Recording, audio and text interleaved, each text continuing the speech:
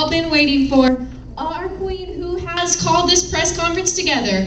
The one, the only, Queen Jezebel!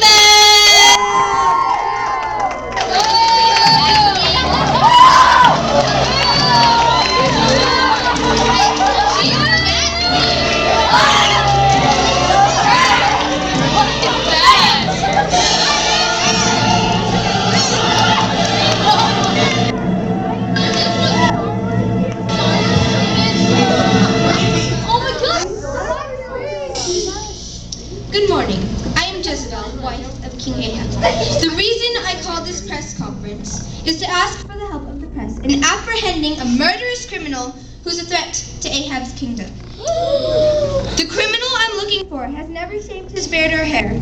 He wears a tunic made of camel's hair. Excuse me? Yes.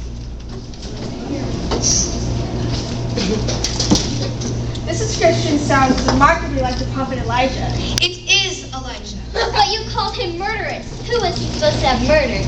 He is responsible for the death of several religious leaders here in the kingdom of northern Israel. How many religious leaders were murdered in all? 450. Now, you reporters tell your readers that if they see this loathsome criminal, they are not to approach him, but to report to me. Your Majesty, can you tell us how one man could possibly murder 450 men all by himself? Well, he didn't do it by himself. He somehow hypnotized the crowd around him to round up the religious leaders, drag them to the Kishon Valley, and murder them for no reason. I don't believe you. Your Majesty, Elijah himself is a religious leader. Why would he use such a thing? Because he hates me. Why? This is his way of embarrassing me in public. So how could murdering 450 religious leaders embarrass you? Because I said it was them against him.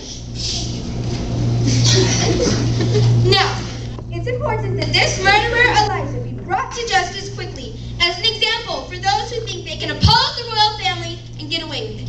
Can you tell us the identities of these victims? Their identities? Yes. Yes. Were they all Pharisees, Sadducees, or Essenes, or... It doesn't matter. The important thing for you to impress upon your readers is that a murderer is on the loose.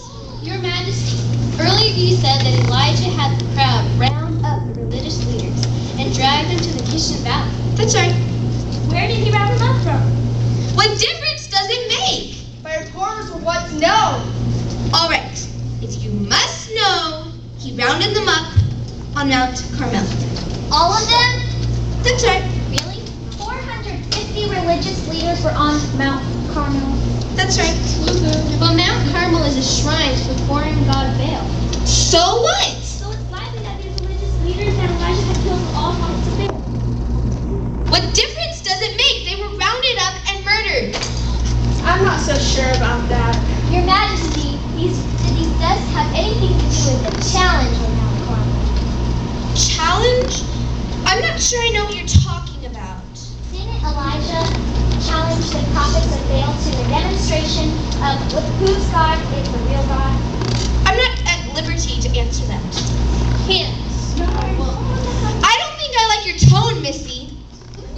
According to eyewitness accounts, the prophets of Baal sacrificed an animal and invited their god Baal to send fire from heaven to burn it up. But no amount of begging or self-inflicted wounds caused Baal to respond.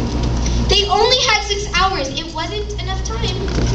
But when Elijah laid out an identical act that sacrifice and soaked it with water, the fire from heaven not only consumed the sacrifice, but also the water around the altar.